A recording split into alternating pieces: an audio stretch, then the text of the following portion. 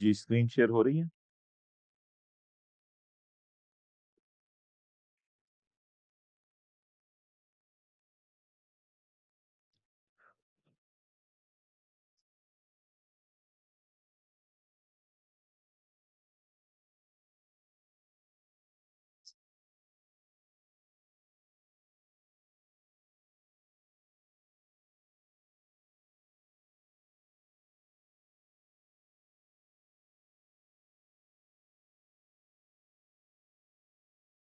Okay.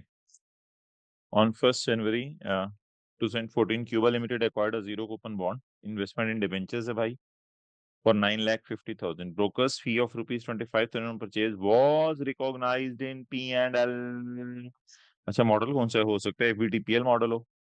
Model कौन सा है? Model the bond is redeemable on 31 दिसंबर 2015, काफी सालों बाद, नहीं 2 साल बाद, at a premium of 10%. The intention is to hold the bond and to sell it if a good opportunity arises. तो कौन सा मॉडल है भाई? जी well done, FVTOCI.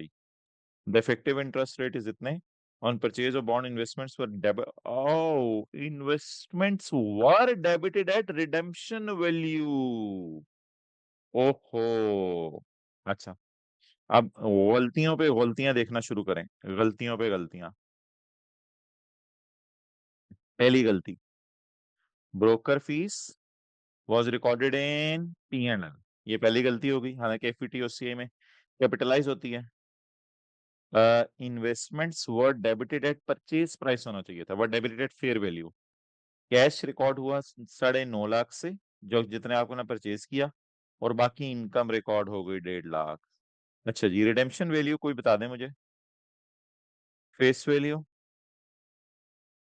1 million, purchase price या फेयर वैल्यू 9,50,000, और रिडेम्पशन वैल्यू, अच्छा आवाज ही नहीं आ रही इन लोगों को, तो रिडेम्पशन वैल्यू इन्होंने कहाँ से बतानी है? अच्छा जी, रिडेम्पशन वैल्यू इज 10% अबव, तो 1,000 का 10% ऐड कर दें। अच्छा, डिस्काउंट है ना, ऐसा जुल्म तो ना करें मरजूक। एक्वायर्ड, अच्छा, acquired zero coupon bond rupees 1 million bond for, ऐसे तो ना करें मरजूक, खुदा का खौफ करें। हाँ 1100, ये गुड, 1100 डन। अब उसने क्या किया है?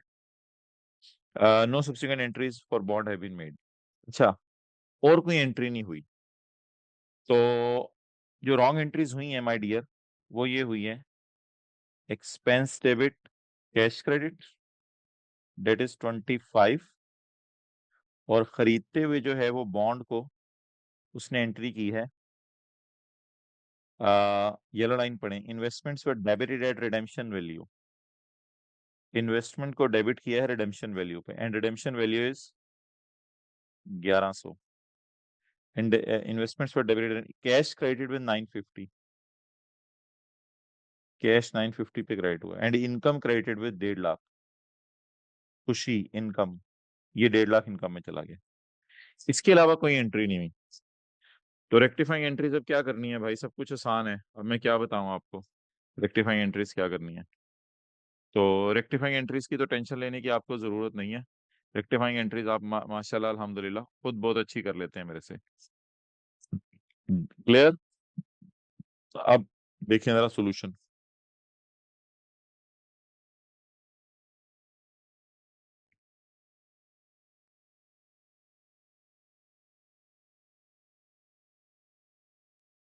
ये देखें, रॉन्ग एंट्री। अच्छा, ये मैंने दो में खरीदी हुई, इसकी इकट्ठी इकट्ठी वो भी आप कर सकते थे, एक्सपेंस डेबिट कैश क्रेडिट, ये P&L जो में जा रहा है, एक्सपेंस डेबिट कैश क्रेडिट, और ये फिर 1100 150 उसकी एंट्री हो गई। और ओरिजिनल एंट्रीज तो आपको पता है यार इसमें क्या होंगी, ये पूरा कॉलम से बन जाएगा। क्लियर है? अब तो और तो कोई मसला नहीं ना आपको। Investment debit bond credit, investment debit interest income credit, और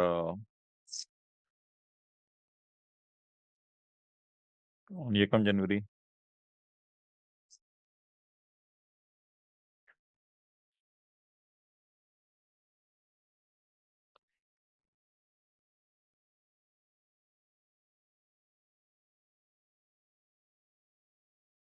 अच्छा, जीरो कॉमन बॉन्ड है, मैं इंटरेस्ट की एंट्री देख रहा था ओरिजिनल में। Investment debit bond credit, investment debit interest income credit और investment debit fair value reserve credit. बस इन एंट्रीज को कंपेयर कर लेना था। कैश दोनों में बराबर था, 975 975। जिस तरह मैंने किया उस तरह भी कैश बराबर ही है, 975। डन जी, आगे चलें। और यकम जनवरी 2015 पिस्सा लिमिटेड इशूड, अच्छा अच्छा, financial liability 5 lakh 6% redeemable preference shares at face value. अच्छा, इशूड एट फेस वैल्यू यानी 5 लाख की फेस वैल्यू और 5 लाख की issue price. These shares are redeemable on 31 December 18 at a premium, therefore the preference dividend is paid annually in arrears on 31 December. It is dividend is debited. It debited the dividend paid to admin expenses. Dividend को गलती से admin expenses में डाल दिया, dividend को गलती से admin expenses में डाल दिया। अच्छा जी, अब आ जाए भाई इधर। सबसे पहले तो आप देख लें ओरिजिनल एंट्रीज। ओरिजिनल एंट्रीज में क्या होगा? ओरिजिनल एंट्रीज के अंदर my dear, issue price default model amortise cost होता है, issue price minus transaction cost, तो ट्रांजेक्शन कॉस्ट है ही नहीं। और बस issue price minus transaction cost, और उसके बाद जो है वो इफेक्टिव रेट और कूपन रेट। तो ये ओरिजिनल एंट्रीज हैं, 5,000 की, 315 की और 300 की। Cash debit financial liability credit, interest debit financial liability credit, financial liability debit, cash credit. ये ओरिजिनल एंट्रीज हो गई। और my dear wrong entries, wrong entries की तरफ अब अगर आप आए तो रॉन्ग एंट्रीज क्या बनेंगी?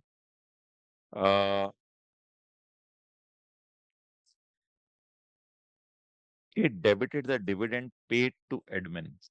इसने डिविडेंड पेड को एडमिन में रिकॉर्ड किया है। अच्छा, पहली एंट्री तो याद रखिएगा, अकाउंटेंट भूला नहीं होगा, मैं रॉन्ग एंट्रीज कर रहा हूँ। Cash debit financial liability credit 5 lakh at rupees 5, अच्छा 5,000। पहली एंट्री तो अकाउंटेंट भूला नहीं होगा क्योंकि वो कैश आया था उसमें। दूसरा यार मुझे बताएं, इसने एंट्री की होगी इंटरेस्ट एक्सपेंस डेबिट और फाइनेंशियल लाइबिलिटी क्रेडिट, फिर financial liability debit cash credit, ये दो एंट्रीज बनती है। इसने एंट्री की होगी interest debit financial liability credit, वजह बताएं क्यों नहीं की होगी?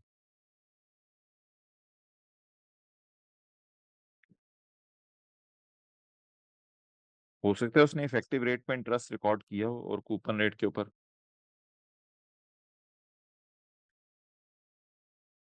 वजह बताएं क्यों नहीं की होगी? इसकी तो 3 एंट्रीज बनती है ना, आपको पता है फाइनेंशियल लाइबिलिटीज की। Issue price minus transaction cost, interest book करते हैं, इंटरेस्ट पे करते हैं। क्यों नहीं की होगी इसने? इसने ये वाली एंट्री क्यों नहीं की होगी? चलो ये तो मैं कहता हूँ एडमिन में डाल दी, एडमिन में डाल दी, डिविडेंड पेड। ये एंट्री क्यों नहीं की होगी? प्लीज ये जो लोग बड़े तैयार होके आए हैं, 1 2 3 4 5, ये बोलें। अच्छा, वेल डन, अच्छा आपने जवाब दिए। देखें वो असूली तौर पे ना ये 3 एंट्रीज होनी चाहिए। अब वो कह रहे हैं उसने डिविडेंड पेड को एडमिन में डाल दिया है। इट मींस के उसने एक्सपेंस पेमेंट को समझा है, बीच में एफएल को नहीं लाया। याद रख याद रखिएगा, जब वो पेमेंट को एक्सपेंस बना दे तो फिर उसने 2 एंट्रीज नहीं की होंगी, पहले इंटरेस्ट बुक किया फिर इंटरेस्ट पे किया, इतनी नहीं, फिर वो आराम से काउंटिंग करेगा सादा सी। उसने पेमेंट को एक्सपेंस में डाला है, तो वेन एवर पेमेंट को एक्सपेंस में डाले माय डियर, फिर इंटरेस्ट की 2 एंट्रीज ना कीजिएगा, interest debit financial liability credit, financial liability cash credit. फिर इंटरेस्ट की एक ही एंट्री कीजिएगा, एक्सपेंस डेबिट, वो भी एडमिन में डाला है इसने, एडमिन हालांकि फाइनेंस कॉस्ट में डालना चाहिए था। Admin expense debit cash credit, clear जी? और वो भी पेड वाला डाला होगा, पेड वाला ये 300 है। Clear my dear? अब आप लोगों ने इसको देख के रेक्टिफाइंग एंट्रीज करनी थी, तो एक एक करके कंपेयर कर लें बेशक। Cash debit financial liability credit cash debit, ये एंट्री हो गई है, इसको नहीं करना दोबारा। ये एंट्री हुई नहीं, interest debit financial liability credit, ये कर लें। अच्छा मैंने कंपाउंड करके की भी है, कोई मसला नहीं, आप लोग ऐसे भी कर सकते हैं। ये और ये आपस में कट गए,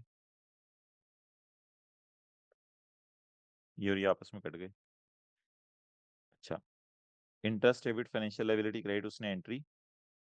अच्छा, वैसे मेरे दिल में यही आ रहा है कंपाउंड करके चलें कर लें, अब जो बच गई हैं अलग अलग भी कर सकते हैं।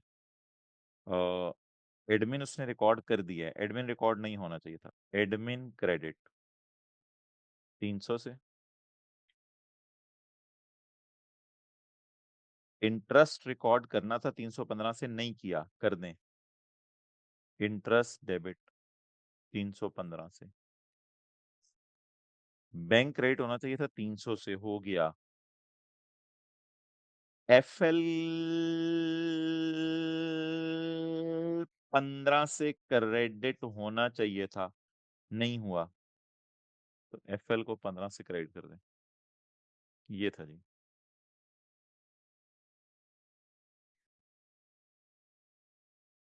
ये एडमिन का थोड़ा लफ्ज इधर होना चाहिए, ये इसको इधर कर दें ताकि वो डेबिट क्रेडिट समझ आ जाए।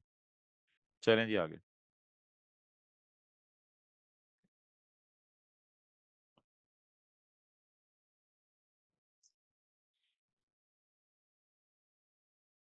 ₹1.5 lakh 4% one rupees 1 means face value. Redeemable preference share by issued at par. The cash received in respect of these shares I was credited to retained earning. Cash received, cash तो जाना चाहिए था financial liability account में। Cash received was credited to retained earnings. Cash debit financial liability की जगह cash retained earning में चला गया। The shares are redeemable on 30 June 2018। हाँ हाँ, कोई मसला नहीं। अच्छा, the shares are redeemable on 30 June 2018। Shares redeemable है 30 जून 2018 को, काफी अरसे बाद। At a premium, the effective interest rate is 4.75%। The preference dividend is payable on 30 June each year. Preference dividend हर साल 30 जून को पेएबल है। अब देखें जी, हमारा यकम जुलाई 14 को स्टार्ट हो रहा है डिबेंचर। ओ, हमारा ईयर एंड ही 30 सितंबर 14 को है। Assuming no other entries pass during the year. Assume करें इस साल और कोई एंट्री नहीं हुई, ये तो बहुत आसान हो गया। इस साल और कोई एंट्री नहीं हुई, बस एक ही एंट्री हुई है। Cash received was recorded in retained earnings. चलें जी, अब तो मजे ही हो गए। ओरिजिनल एंट्रीज करना तो वैसे ही आसान है इसकी। क्यों? इसलिए कि ये cash debit financial liability credit, interest ये है साल का। मेरा ईयर एंड हो गया 3 महीने बाद, 30 सितंबर 14। तो इसलिए इंटू 3/12 करके इस फिगर को मैंने इंटरेस्ट डेबिट एफएल क्रेडिट कर देनी थी। ये ओरिजिनल एंट्रीज हो गई। और रॉन्ग हुई cash debit retained earning credit. अब कैश रिकॉर्ड होना चाहिए था, हो गया। अभी मैं कंपाउंड एंट्री कर रहा हूँ, मेरे ख्याल से ऊपर अलग अलग की भी है, ठीक है, अलग कर लेते हैं। रिटेन्ड अर्निंग को क्रेडिट कर लिया है, डेबिट कर दें, और एफएल को क्रेडिट कर दें। और ये एंट्री सिरे से रिकॉर्ड ही नहीं हुई, इसको रिकॉर्ड कर दें। इंटरेस्ट डेबिट क्लियर जी? Clear my dear? पता नहीं बोल रहे नहीं, चले मैं आगे चलता हूँ। वाइल शुक्रिया। While reviewing the draft financial statements of Skier Industries for the year ended 30 the following mistake was identified. Investment in bonds was accounted for as a financial asset, subsequently measured at FVTPL instead of measuring the investment at amortized cost. amortized cost पे रखना था और FVTPL पे रख दिया। ये तो बहुत ही आसान है, इसमें तो कुछ सोचना ही नहीं। अब नीचे डाटा भी मैं नहीं देख रहा, डाटे को तो मैं बिल्कुल ही लिफ्ट नहीं करा रहा। amortized कॉस्ट पे रखना था और FVTPL पे रख दिया। अब FVTPL की एंट्रीज कर लें और amortized कॉस्ट की एंट्रीज कर लें, कंपेयर मैं उनको कर देता हूँ। FVTPL की एंट्रीज पहले कर लेते हैं। FVTPL में आपको पता है भाई, ये सोल्यूशन वाले भाई इसको यहाँ शिफ्ट कर दें, जरा अच्छा लगेगा। इसको भी यहाँ। अच्छा, FVTPL में परचेज प्राइस की एंट्री होती है इन्वेस्टमेंट डेबिट बॉन्ड क्रेडिट, और फिर गेन की एंट्री होती है इन्वेस्टमेंट डेबिट गेन क्रेडिट, और ट्रांजेक्शन कॉस्ट P&L में चली जाती है, और इंटरेस्ट रिकॉर्ड हो जाता है कूपन रेट के ऊपर। ये रॉन्ग एंट्रीज हो गई। लेकिन ओरिजिनल एंट्रीज में आपको पता है इन्वेस्टमेंट में ट्रांजेक्शन कॉस्ट भी जाती है, 2000 उसमें ऐड हुआ हुआ है, और इसकी इनकम की एंट्री हुई भी है और कैश की एंट्री हुई है, बस। चलें जी, ओवर। अब एंट्रीज जो है वो रेक्टिफाइंग हुई हुई है। रेक्टिफाइंग 1 by 1 भी कंपेयर कर सकते हैं और ओवरऑल भी कर सकते हैं, कोई मसला नहीं। अगर 1 by 1 कंपेयर करूं तो फिर मेरा मशवरा है कि आप जो है वो इन्वेस्टमेंट रिकॉर्ड होनी चाहिए थी 47,000 पे और कैश क्रेडिट होना चाहिए था ये। तो 1 by 1 अगर करना है तो बेहतर है इन दोनों को इकट्ठा कर लें, यानी 47,000 से कैश क्रेडिट होना चाहिए था, हो गया। अब आप क्या करें, इन्वेस्टमेंट डेबिट होनी चाहिए थी 47 से, हो गई 45 से, तो इन्वेस्टमेंट 2 से और डेबिट कर दें और ट्रांजैक्शन कॉस्ट या P&L क्रेडिट कर दें। ये 2000 की एक एंट्री बन गई। इन्वेस्टमेंट डेबिट कर दें, ट्रांजैक्शन कॉस्ट P&L क्रेडिट कर दें। ओके, इसके बाद इंटरेस्ट। इंटरेस्ट की एंट्रीज ना दो हैं, दो, कमाया आया। फिर इसको कंपेयर करेंगे इससे, कमाया आया से। बेहतर है इस तरह करें, क्योंकि इधर इंटरेस्ट की एंट्रीज दो होती हैं, इधर एक ही होती है फेस वैल्यू के ऊपर। तो बेहतर है इसकी इधर ना, इधर देखें इनिशियल रिकॉग्निशन पे ना, इस मॉडल पे दो एंट्रीज होती हैं। पहले इन्वेस्टमेंट रिकॉर्ड होती है, फिर ट्रांजैक्शन कॉस्ट होती है। इसलिए इन दोनों को इनिशियल रिकॉग्निशन पे मैंने 1 by 1 कंपेयर किया है आमने सामने रख के। फिर उसके बाद इंटरेस्ट की इस मॉडल में दो एंट्रीज होती हैं और इंटरेस्ट की इस मॉडल में एक एंट्री होती है। अब इसको जरा कंपेयर करते हैं। इन आया तो 6,000, ये आया आया से कट गया। इंटरेस्ट इनकम रिकॉर्ड होनी चाहिए थी, अल्लाह आपका भला करे, 6242 से, लेकिन रिकॉर्ड हुई 6,000 से। 242 से और रिकॉर्ड कर लें, इंटरेस्ट इनकम 242 से और रिकॉर्ड कर लें। इस एंट्री में इन्वेस्टमेंट हिट नहीं हुई, हालांकि इन्वेस्टमेंट हिट होनी चाहिए थी 242 से। डेबिट डेबिट इन दोनों को नेट करें ना, इन्वेस्टमेंट हिट होनी चाहिए थी 242 से, तो इन्वेस्टमेंट को डेबिट कर दे फिर 242 से। मैं पता है बताना क्या चाह रहा हूँ, जरा समझने की कोशिश कीजिएगा। खरीदते हुए ये लोग ट्रांजैक्शन कॉस्ट डाल के एंट्री करते हैं अमोर्टाइज कॉस्ट में, लेकिन खरीदते हुए ये लोग ट्रांजैक्शन कॉस्ट डालते नहीं। इसलिए पहले इन दोनों को कंपेयर करें, यानी इन इन दो एंट्रीज को इसके साथ वर्सेस में गुजारें। फिर इंटरेस्ट की, कमाया आया की ये दो एंट्रीज करते हैं, तो कमाया आया को इकट्ठा करके इन इन दोनों एंट्रीज को कंपेयर करें। इधर कमाया आया की एक ही एंट्री होती है। कुछ समझ आई बात?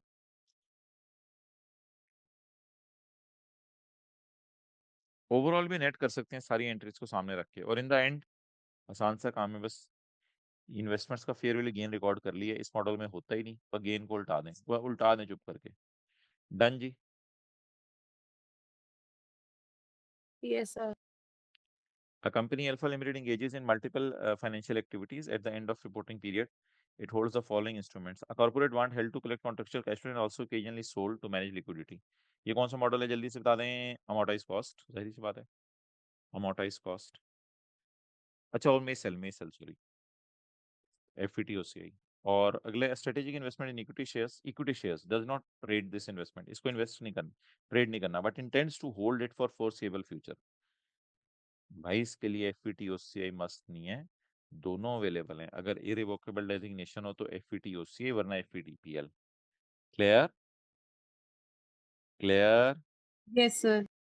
जी। A loan given to supplier with fixed payment of principal and interest intended to be hold to maturity। ये तो होल्ड टिल मेच्योरिटी है, फिर तो अमोर्टाइज कॉस्ट। Amortize. वजह, हाँ, आप ना लिख के भेजें, बेहतर है, फिर वो बोलेंगे ज्यादा तो फिर। अच्छा जी, नेक्स्ट। नेक्स्ट है माय डियर,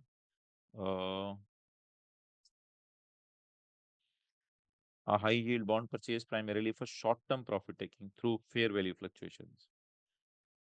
भाई जो बॉन्ड ट्रेडिंग के लिए हैं उसमें तो कोई मॉडल ही नहीं और सिवाय इसके कि FVTPL पे रखे हैं, ये तो बॉन्ड ट्रेडिंग के लिए लिए हैं। और listed equity shares, listed unlisted से कोई फर्क नहीं पड़ता। Trading portfolio, trading portfolio means बेचने के लिए, तो इसलिए इनको FVTPL पे रखा है, मैंडेटरी है उनके लिए तो। Financial assets measured at FVTPL, हर फाइनेंशियल एसेट चाहे इन्वेस्टमेंट इन शेयर हो चाहे इन्वेस्टमेंट इन डिबेंचर हो, उसकी ट्रांजैक्शन कॉस्ट एक्सपेंस में जाती है। प्रूफ, एक लोन है जिसका इंटरेस्ट बेस है फिक्स रेट के ऊपर और प्रिंसिपल रीपेमेंट्स है फेज द, नहीं बिल्कुल नहीं।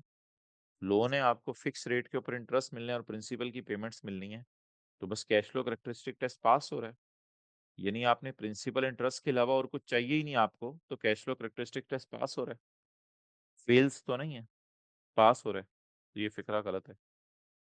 Equity instruments can be measured at amortise cost, नहीं, इक्विटी इंस्ट्रूमेंट्स होते हैं investment in shares, it can never be measured at amortise cost, नियत से कोई फर्क नहीं पड़ता, can never be measured at amortise, true false and false.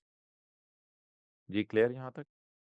Okay, financial assets are initially recorded at fair value plus transaction cost, ये बात सही है गलत है? Financial assets are initially recorded at fair value plus transaction cost, false है। Financial assets तो investment in shares भी होते हैं, डिबेंचर्स भी, इसमें एफईटीपीएल वालों में तो ट्रांजैक्शन कॉस्ट जमा नहीं करते, ये तो बात गलत है। Equity investments not held for trading may be measured at FETC only if entity makes an irrevocable, हाँ ये बात तो सही है। Financial asset that fail the cash flow characteristics test are mandatorily classified at FETPL, हाँ बिल्कुल ठीक है। Cash flow characteristic test pass हो जाए तो आपने, फेल हो जाए तो आपने कभी नहीं पूछना, वो जो डायग्राम भी हमारी बनी हुई है देखें, कैश फ्लो कैरेक्टरिस्टिक जो फेल हो रहा है तो सबसे एंड पे लाइन खींच के हम एफईटीपीएल पे लेके गए हैं। और financial asset that fails the cash flow characteristic test can still be classified at FETOCI, ना ना ना ना, फाइनेंशियल एसेट जब cash flow characteristic test fail कर दे तो फिर उसके बाद कोई ऑप्शन नहीं रह जाती, ये देखें, फाइनेंशियल एसेट जब cash flow characteristic test fail कर दे तो माय डियर उसके बाद कोई ऑप्शन नहीं रह जाती सिवाय इसके कि इसको आप एफईटीपीएल पे रखें। ये देखें, जब जब कैश फ्लो कैरेक्टरिस्टिक फेल हो गया तो फिर बिजनेस मॉडल नहीं देखना, बस डन।